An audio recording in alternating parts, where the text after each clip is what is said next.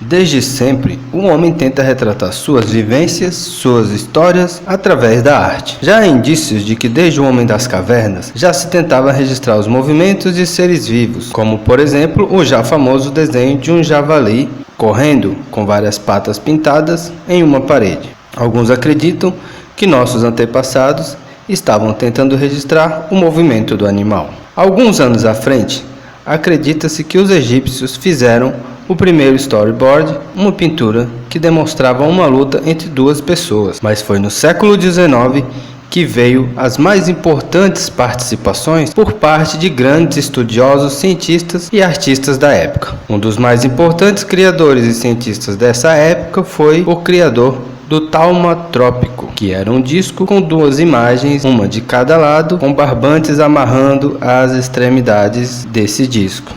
Logo em seguida, Joseph Plateau criou o fenacistópio em 1829, que era uma evolução melhorada da invenção antiga, possibilitando mais imagens. Depois veio o zoótropo de William Horner, criado em 1829. Mas seria em 1872 que teria início uma das afirmações mais importantes para a animação. O ex-governador da Califórnia, Leland Stanford, homem de negócios e apreciador de corrida de cavalo, fez uma afirmação popularmente debatida. Afirmou que todos os quatro cascos do cavalo deixavam a terra ao mesmo tempo durante o galope. Stanford tomou esse partido e decidiu provar cientificamente sua afirmação, procurando Muybridge e empregando para resolver a questão. Edward Muybridge conseguiu provar isso. Logo em seguida, ele foi responsável pelo primeiro estudo de mecânica dos movimentos de animais e humanos da história. Esse estudo daria bases para muitos animadores e muitos dos seus conceitos são usados na animação de personagens, como por exemplo, os conceitos de caminhada. Estima-se que de 1883 a 1886 ele tenha produzido 100.000 imagens de pessoas e animais em várias situações de movimento. Outro grande inventor foi Charles Reynolds, considerado responsável pela primeira animação a cores da história e por criar o primeiro espetáculo de animação,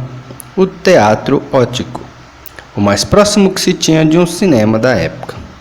O teatro óptico foi uma evolução de sua invenção mais antiga, o praxinoscópio, inventada por Reynolds em 1877. Ele projetou e criou uma estrutura com vários desses aparelhos que possibilitava a projeção de várias imagens animadas. Era como uma mistura de lanterna mágica e praxinoscópio. Estreado em Paris em 28 de outubro de 1892, Reynolds conseguiu projetar seus slides desenhados à mão sobre uma fita perfurada flexível por 12 a 15 minutos seguidos. Os desenhos eram acompanhados por música de piano e seus efeitos sonoros produzidos por trás da grande tela. Desde a sua estreia, o teatro óptico de Reynolds tornou-se o espetáculo principal do Museu Grévin. Por quase uma década, triunfando entre a plateia parisiense no final do século XIX, que ficava encantada com suas histórias simples, desenhadas e coloridas à mão, que apareciam retroprojetadas no tecido. Entre 300 e 700 desenhos feitos de forma absolutamente artesanal avançavam montados nas fitas que podiam atingir até 50 metros de comprimento. Reynolds chamou seus filmes animados de pantomimas luminosas. Suas produções tiveram o azar de nascer na mesma época que a invenção dos irmãos Lumière, e aos poucos o interesse do teatro óptico e seus desenhos foram caindo de forma que hoje das pantomimas luminosas restam preservadas apenas Pavre Pierrot de 1892 e Autour d'une cabine de 1894. Mas foram os anos seguintes que viriam a definir conceitos de criação e estética da animação que hoje conhecemos e amamos. Vou citar alguns dos mais conhecidos, pois se fosse citar todas as produções mundo afora, esse vídeo ficaria muito grande, porque em todo o mundo foram criadas animações a partir do momento que essas começaram a fazer sucesso. A primeira que irei falar foi Humorous Faces, de 1906. James Blackton foi o autor dessa animação, feita em um quadro negro com giz de cera. A segunda animação foi Phantasmagoria, de 1908, de Emile Cole, considerado por muitos historiadores como sendo de fato o primeiro desenho animado da história. Porém, essa afirmação gera muitas controvérsias e muitas discordâncias. Logo em seguida temos Little Nemo, de 1911, de Winsor McCay. Winsor era um cartunista já conhecido e foi inovador ao criar uma interação com um desenho animado muito famoso da época, conhecido como Gertie the Dinosaur, de 1914. Los que Ligam, de 1919, de Quirino Cristiani, foi considerado a primeira animação longa-metragem da história. Neste mesmo ano, de 1919, o Gato Félix faria sua primeira aparição.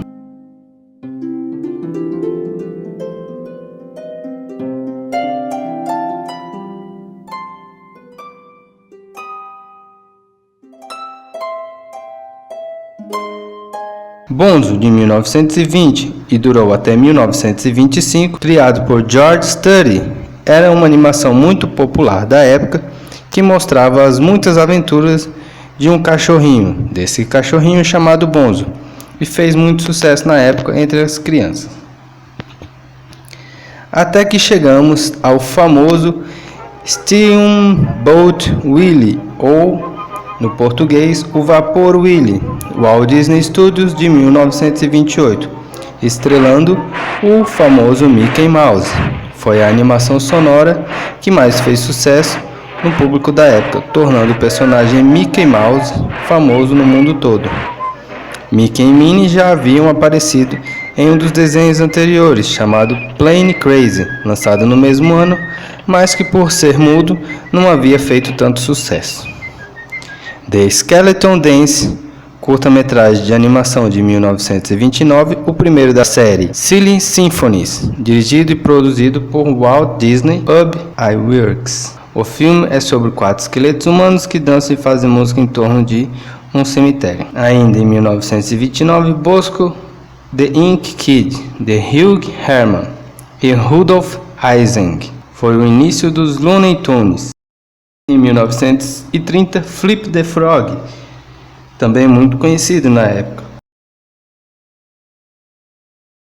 E ainda em 1930, o Gato Félix fez a primeira transmissão de desenhos animados na televisão, que já estava ficando muito popular em todas as classes sociais. Betty Boop, em 1932, e nos anos seguintes, 1932 e 35, os desenhos da Betty Boop e do Mickey iriam ser os mais famosos e praticamente dominar o mercado da animação da época. Porém, a grande animação veio com os estúdios Walt Disney, com a Branca de Neve e os 7 Anões, de 1937. Totalmente sonorizado e com seus personagens falando e interagindo de uma forma nunca vista antes, as pessoas ficaram realmente encantadas com aquele filme de longa-metragem totalmente colorido e cheio de detalhes. Logo em seguida veio O Elefante Dumbo,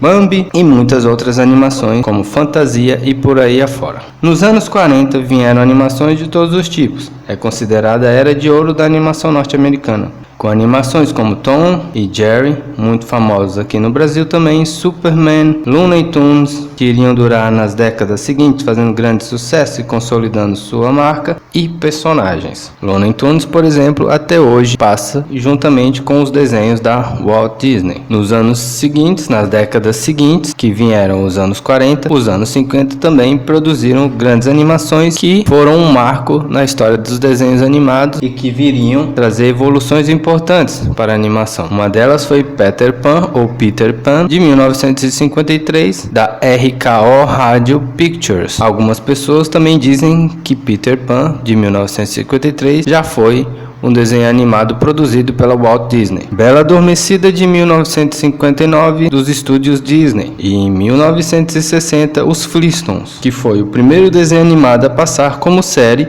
todos os dias na televisão. Dos famosos estúdios Hanna-Barbera, iriam realizar muitos outros desenhos animados em série depois desse. 101 Dálmatas, de 1961, dos estúdios Disney, traria também algumas evoluções para a animação que temos hoje em dia. Spider-Man, o Homem-Aranha, de 1967, da Marvel Studios. Corrida Maluca, de 1969. Eu assisti muito esse desenho. Esse era um dos meus preferidos. Scooby-Doo, também de 1969. Super Amigos, de 1973. Também assisti muito esse. He-Man, de 1974. 1983 a 1985, da Filmation Associates. O Spider-Man fez tanto sucesso que, em 1981, também ganhou uma série, Spider-Man and His Amazing Friends, a tradução Homem-Aranha e seus Fantásticos Amigos, de 1981 a 1986, da Marvel Productions. Fez tanto sucesso nos comics e na animação dos anos 60 que teve que ter uma nova série popular, muito popular, nos anos 80 também. Os Cavaleiros do Zodíaco, de 1985 a 1990, porém só chegou no Brasil no início dos anos 90. E finalmente chegamos nos anos 90, considerada a melhor época para animação de todos os tempos, com desenhos como Yu Yu Hakusho, de 1990 até 1994. Cara, eu amava essa série, pra mim um dos melhores animes de todos os tempos. Sua estou só, já nem sei dizer qual destes lugares me dói mais, mas sem me decidir, porque cresci, sou forte, estou pronto a lutar. Eu fico louco e a energia e o poder. Dragon Ball Z, de 1986 a 1995. No Brasil teve início no começo dos anos 90. Dragon Ball GT, de 1996 a 1997. Os Caça-Fantasmas, que iniciaram lá nos anos 80, exatamente em 1986, e durou até 1991. Aqui no Brasil, durou um pouquinho mais de tempo.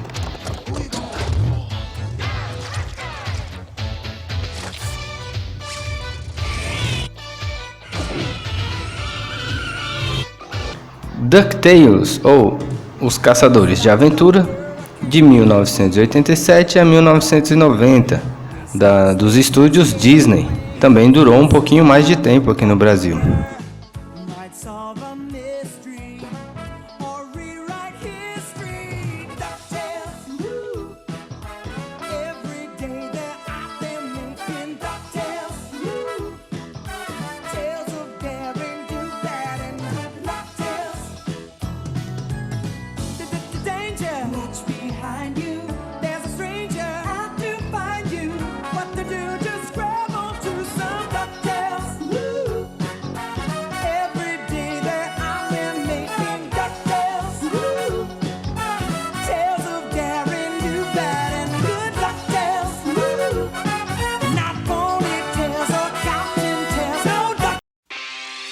Teenage Mutant Ninja Turtles, conhecido aqui no Brasil como Tartarugas Ninja, começou em 1987 e terminou em 1996, a primeira série, a mais famosa dos anos 90.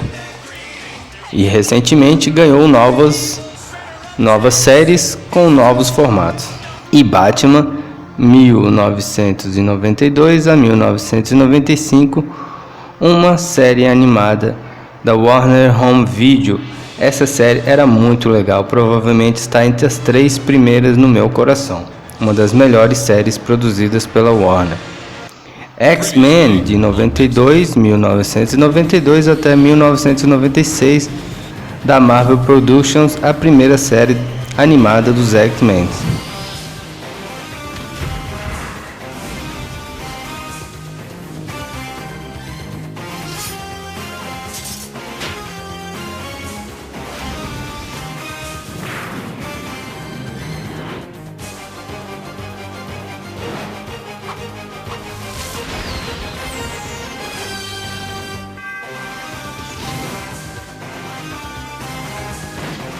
Finalmente chegamos à época de hoje, os anos 2000, onde a Cartoon Network se consolidou criando várias séries de sucessos como Samurai Jack, Laboratório de Dexter, As Meninas Superpoderosas, entre outros. Podemos passar aqui o dia inteiro falando dos anos 2000, afinal já são 2 décadas de animações de todos os tipos.